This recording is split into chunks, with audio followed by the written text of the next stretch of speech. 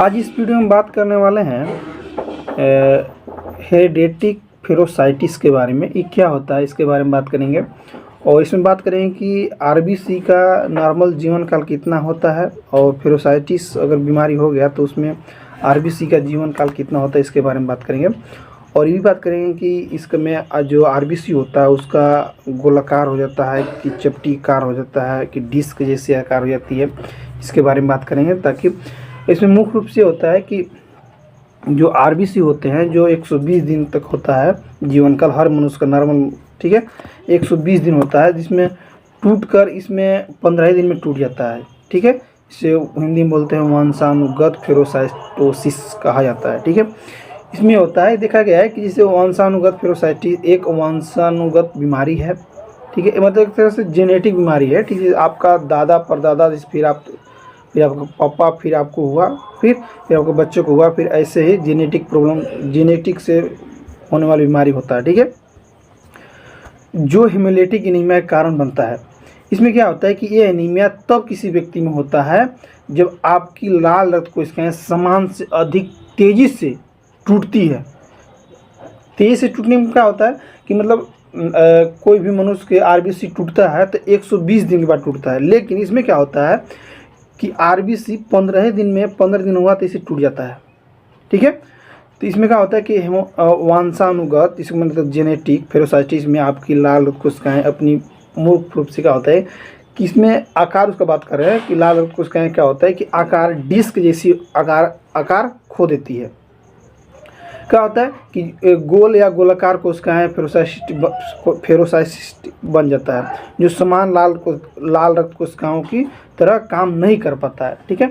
इसमें डिस्क आकार जैसा होना चाहिए, लेकिन इसमें क्या होता है गोलाकार होने लगता है, जिसकी वजह से ये बहुत आसानी से आरबीसी टूट जाता है। इसका टूटने का मुख्य रीज़न क्या होता है कि मेन होता है आकार, जो आकार होना चाहिए गोलाकार, तो हो जाता है डिस्क जैसा, इसके वजह से टूटने लगता है, ठीक है। इसका नॉर्मल जीवन काल होना चाहिए आरबीसी का 120 दिन, जिसमें 15 दिन में टूटने लगता है, ठीक है। देखा गया है जिससे कि अनुवांशिक फेरोसाइटिस में क्या होता है, इसमें देखा गया है कि मुख्य रूप से कि आरबीसी के तो इसमें जीवन काल होता ही है कि 15 दिन तक होता है, लेकिन नॉर्मल जीवन काल हर मनुष्य में होता है 120 दिन, लेकिन इसमें क्या होता है कि 15 दिन में टूट जाती है, ठीक है। लेकिन इसमें होता है कि इस जेनेटिक फेरोसाइटोसिस एक जेनेटिक बीमारी है, जो बता दूं कि इसमें जो हेमोलिटिक एनीमिया का कारण बनता है। मुख्य रूप से बनने का मुख्य रीजन क्या है कि हेमोलिटिक एनीमिया के कारण ये बनता है। यह एनीमिया तब किसी भी व्यक्ति में बनता है जब आपकी लाल रक्त कोशिकाएं समान से ज़्यादा तेज़ी से टूटती है। मुख्य रूप से ये है कि अगर इसे नॉर्मल टूटना चाहिए 120 दिन बाद टूटना चाहिए, लेकिन क्या होता है कि उस समान से ज़्यादा दिन पहले ही टूट जाता है, ठीक है। इसमें क्या होता है कि जेनेटिक फेरोसाइटिस की आपकी लाल रक्त कोशिकाएं अपनी विशिष्ट डिस्क जैसी आकार खो देती है। इसमें क्या होता है कि देखा गया है कि गोल या गोलाकार कोशिकाएं फेरोसाइटिस बन जाता है, जो समान लाल रक्त कोशिकाएं की तुलना में तेजी से परिसंचरण करने में से बाहर भी निकल जाती है, ठीक है। ऐसा कहते हैं कि अनुवांशिक फेरोसाइटोसिस कौन प्रभावित होता है। इसमें देखा गया है कि मुख्य रूप से आपको बता दूं कि जेनेटिक फेरोसाइटोसिस आमतौर पर उन लोगों को प्रभावित करता है जिनके पास उत्तरी यूरोप या उत्तरी अमेरिका वंश के होते हैं, ठीक है। उत्तरी यूरोपीय या यूरोपीय महाद्वीप या उत्तरी भाग या क्षेत्र हैं, जितने लोगों को वहाँ जेनेटिक फेरोसाइटोसिस, इस पर डेटा अलग अलग बताया गया है कि अलग अलग से इसे संचयित होता है कि इस साल कितने बीमार हुए, तो कौन कौन बीमारी ज़्यादा तेज़ी से हुए, उसके बारे में बात किया जाता है, ठीक है। तो ज़्यादा करके बता दूं कि उत्तरी यूरोपीय और महाद्वीप और उत्तरी अमेरिका के में बीमारी ज़्यादा पाया जाता है, ठीक है। ये ज़्यादातर जेनेटिक बीमारी होता है, ठीक है। इसमें देखा गया है जिससे कि स्वास्थ्य विभाग से बताया गया है कि देखा गया है कि अनुमानित दुनिया भर में 2000 से 5000 में लोगों में से, यानी जनसंख्या अगर 2000 से 5000 है जनसंख्या, तो उसमें किसी व्यक्ति की एक व्यक्ति को होगा उसमें, ठीक है, ऐसा होता है, ठीक। इसमें देखा गया है जैसे कि 2021 में अगर बताया गया इसका अनुमान कि वैश्विक जनसंख्या, तो बता दो कि 7.9 मिलियन थी। 2021 की बात कर रहे हैं, ठीक है। क्या है कि जैसे कि स्वास्थ्य विभाग ने बताया कि आमतौर पर शिशुओं और छोटे बच्चों में वंशानुगत फेरोसाइटोसिस का निदान करते हैं। हालांकि कुछ लोगों में 30 से 40 वर्ष की आयु तक इसके लक्षण संकेत नहीं दिखते हैं। कई बार जिन बच्चों में यह स्थिति होती है उनमें 3 साल से 8 वर्ष की आयु के बीच लक्षण दिखने लगते हैं, ठीक है। ऐसा होता है। अगर जेनेटिक प्रॉब्लम है, आपको फेरोसाइटिस बीमारी है, तो आपको 3 साल से 8 साल की उम्र में दिखेगा, नहीं तो आपको 30 से 40 साल की उम्र में दिखेगा, आपको बीच में दिखेगा आपको, ठीक है। ऐसा होता है, ठीक है। कुछ मामलों में स्वास्थ्य विभाग का कहना है कि वंशानुगत यानी जेनेटिक फेरोसाइटिस के लिए रक्त परीक्षण कराने के बाद नवजात शिशुओं का निदान करने के लिए वे उन शिशुओं के लिए रक्त परीक्षण करते हैं जिनमें जन्म के लगभग 1 सप्ताह बाद गंभीर एनीमिया के लक्षण दिखने के मिलते हैं, ठीक है। तो इसमें ऐसा अगर लक्षण देखने को, जैसे जन्म लिया तो 1 सप्ताह बाद एनीमिया हो गया उसको, तो ऐसे में पता चल सकता है कि उसको जेनेटिक फेरोसाइटिस एनीमिया हो सकता है, ठीक है, या नहीं हो सकता है, उस जांच पर डिपेंड करता है कि जेनेटिक एस्पेरोसाइटोसिस से मेरे शरीर को कैसे प्रभावित कर सकता है। इसमें प्रभावित करने के लिए बहुत सारे अलावा अधिकांश लोगों में जेनेटिक फेरोसाइटोसिस होता है, जिससे बहुत सारे लक्षण देखने को मिल सकता है, जैसे कि बढ़ती हुई तीलियाँ, यानी क्या होता है, इसको हिंदी में इंग्लिश में बोलते हैं स्प्लेनोमेगाली, भी तब बढ़ जाती है जब उनकी तीली फेरोसाइटिस से भर जाती है। जब उनकी रक्त कोशिकाएं आपकी तीली से होकर बहती है तो आपके रक्त प्रवाह में जाने से पहले कई संकीर्ण मार्ग से होकर गुजरती है। आपकी तीली रक्त कोशिकाएं गुणवत्ता नियंत्रण के रूप में कार्य करती है। यह लाल रक्त कोशिकाएं को फिल्टर करती है, उम्र बढ़ने असमान या क्षतिग्रस्त रक्त कोशिकाओं की पहचान करती है और उन्हें तोड़ती है। तोड़ने के साथ साथ इसमें ये भी होता है कि देखा गया है कि जैसे कि समान डिस्क के आकार की लाल रक्त कोशिकाएं आपकी तीली से होकर बहती है, जो गोल फेरोसाइटिस बाहर नहीं निकल सकती है, इसीलिए वे काफ़ी तीली में फंस जाती है, जो समान रूप से बड़ी रक्त संख्या को कोशिकाओं की ओर कोशिकाएं के लिए जगह बनाने के लिए फैल जाती है। में क्या होता है, मुख्य रूप से पीलिया भी होता है। कैसे होता है पीलिया, बता दूं कि ये स्थिति आपकी त्वचा, आपकी आँखों के सफ़ेद भाग, जिसको बोलते हैं स्क्लेरा, और आपकी श्लेष्मा झिल्ली को प्रभावित करती है। प्रभावित करने के साथ साथ इसमें ही होता है जिससे कि पीले हो जाते हैं, और ऐसा तब होता है जब आपके लाल रक्त कोशिकाएं के टूटने के कारण आपके शरीर में बिलिरुबिन का स्तर बहुत अधिक बढ़ जाता है, तब पीलिया होता है। पित्ताशय की पथरी कारण बन सकता है, यानी मुख्य रूप से क्या होता है, जब आपके शरीर में बिलिरुबिन का स्तर जब ज़्यादा हो जाता है तो आपको थैली में जो पथरी बनता है वो बन सकता है आपको, ठीक है।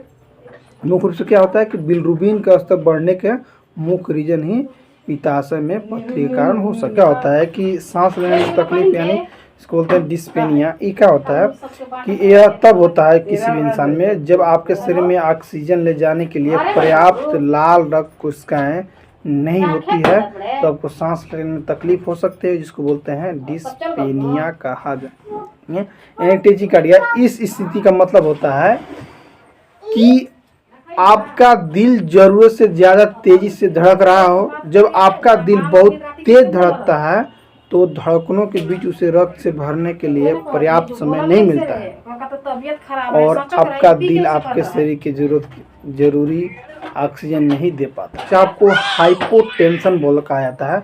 इसमें 2 प्रकार होते हैं, हाइपोटेंशन एक हाइपरटेंशन, ठीक है।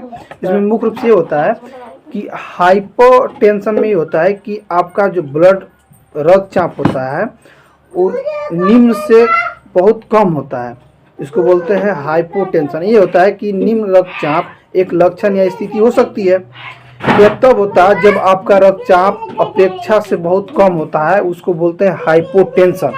एक हाइपरटेंशन होता है, हाइपरटेंशन उसे कहा जाता है जो आपका ब्लड प्रेशर जो हाई होता है उसको बोलते हैं हाइपरटेंशन बोलते हैं। ठीक है, हाइपोटेंशन में अब बात करते हैं। हाइपोटेंशन में क्या होता है कि हाइपोटेंशन में होता है जिसे आपका रक्तचाप यानी बीपी आपका होना चाहिए नॉर्मल 120 से बाई 80 mmHg होना चाहिए। ठीक है, तो इसमें कम होता है तो उसको बोलते हैं हाइपोटेंशन बोलते हैं। ठीक है, अब हाइपरटेंशन किसको कहा जाता है? हाइपोटेंशन उसे कहा जाता है जिसमें आपका बीपी नॉर्मल रेंज बता रहा हूँ कि 80 mmHg से 120 mmHg होता है, नॉर्मल होता है। लेकिन 90 mmHg से 130 mmHg जब ज़्यादा उस होता है तो ये उसको बोलते हैं हाइपरटेंशन कहा जाता है। ठीक है, तो हाइपोटेंशन निम्न ब्लड प्रेशर दो प्रकार का होता है। अनुवांशिक स्पेरोसाइटोसिस का क्या कारण हो सकता है, कैसे बीमारी होता है बता दूं कि जैसा कि नाम ही से पता चलता है कि इसे लोगों से यह स्थिति अपने जैविक माता पिता से विरासत में मिली हुई चीज़ है। हर किसी को अपने जैविक माता पिता के जीवन की प्रक्रिया मिलती है। अनुमान ये भी होता है कि जेनेटिक बीमारी तब होता है जब माता पिता से बच्चे को दिए गए जीन उत्परिवर्तन या बदल जाते हैं।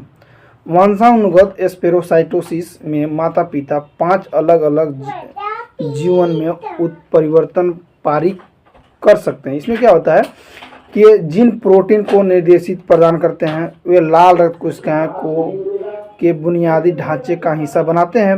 ये आनुवंशिक परिवर्तन का ये भी निर्धारित करता है कि किसी व्यक्ति के वंशानुगत फेरोसाइटोसिस वाले लगभग 75% लोगों को यह स्थिति ऑटोसोमल डोमिनेंट तरीके से विरासत में मिलती है। इसका मतलब यह है कि वंशानुगत फेरोसाइटोसिस के किसी भी रूप को पैदा करने के लिए जिम्मेदार जीन केवल एक ही प्रति की आवश्यकता होती है। इसमें भी होता है कि उत्परिवर्तित जीन वाले माता पिता से पैदा हुए बच्चों में उत्परिवर्तित जीन विरासत में मिलने की 50% संभावना होती है। अन्य लोगों के यह स्थिति विरासत में मिलती है। ये भी देखा गया है विरासत में मिलने के मुख्य रीजन क्या है। मुख्य रीजन यह है क्योंकि उन्हें प्रत्येक माता पिता में उपरिवर्तित जीन की एक प्रति प्राप्त होती है, यानी 1% प्राप्त होती है। ठीक है, इसमें भी होता है कि ऑटोसोमल रिसेसिव तरीके से होता है। इस मामले में माता पिता वाहक होते हैं, लेकिन आमतौर पर उनमें वंशानुगत यानी जेनेटिक्स स्पेरोसाइटोसिस की जब वाहक लोगों के बच्चे होते हैं तो प्रत्येक बच्चे में वंशानुगत फेरोसाइटोसिस विकसित होने की अलग अलग संभावना होती है। विशेष रूप से उनमें रोगों के विकसित होने की संभावना 25% संभावना होती है। वाहक होने पर भी रोग विकसित न होने की 50% संभावना होती है, और वाहक न होने तथा वंशानुगत फेरोसाइटोसिस होने की से बचने की संभावना दिखने मिल रहा है, जैसे पीलिया, जॉन्डिस या किसी प्रकार के जैसे फेरोसाइटोसिस बीमारी देखने को मिल रहा है, लक्षण देखने को मिल रहा है। आपको पीला पीला त्वचा हो रहा है या पीली पीली आँख हो रही है तो अपने नज़दीकी डॉक्टर से संपर्क करें। सिर्फ वीडियो में सिर्फ बनाता हूँ तो सिर्फ जानकारी के लिए बनाता हूँ, न कि आपको उपचार करने के लिए बनाता हूँ। ठीक है, ठीक है। वंशानुगत यानी जिसको बोलते हैं जेनेटिक स्पेरोसाइटोसिस के लक्षण जैसे कि त्वचा और आंखें पीली होना यानी पीलिया हो सकता है आपको। लक्षण हल्के से लेकर गंभीर भी हो सकता है। पित्ताशय के पथरी होना आम बात हो सकता है, क्योंकि इसमें क्या होता है कि बिलिरुबिन की मात्रा बढ़ जाती है, जिसकी वजह से आपको पित्ताशय में पथरी होने की संभावना भी बढ़ जाता है। ठीक है, प्लीमा के बढ़ना इसको बोलते हैं, प्लीमा के बढ़ना को बोलते हैं, जिसे स्प्लेनोमेगाली कहा जाता है। ठीक है, भी होता है, भी हो सकता है रीजन जैसे कि रेटिकुलोसाइटिस की गिनती में वृद्धि होना, ये भी हो सकता है। ठीक है, ठीक है दोस्तों, मेरा वीडियो मेरा सिर्फ कहने का था कि सिर्फ मैं आपको जानकारी देना था कि स्पेरोसाइटोसिस क्या होता है, लक्षण क्या होता है, क्यों होता है, उसका जीवन काल कितने दिन तक होता है, इसके बारे में बताना था। ठीक है, थैंक यू।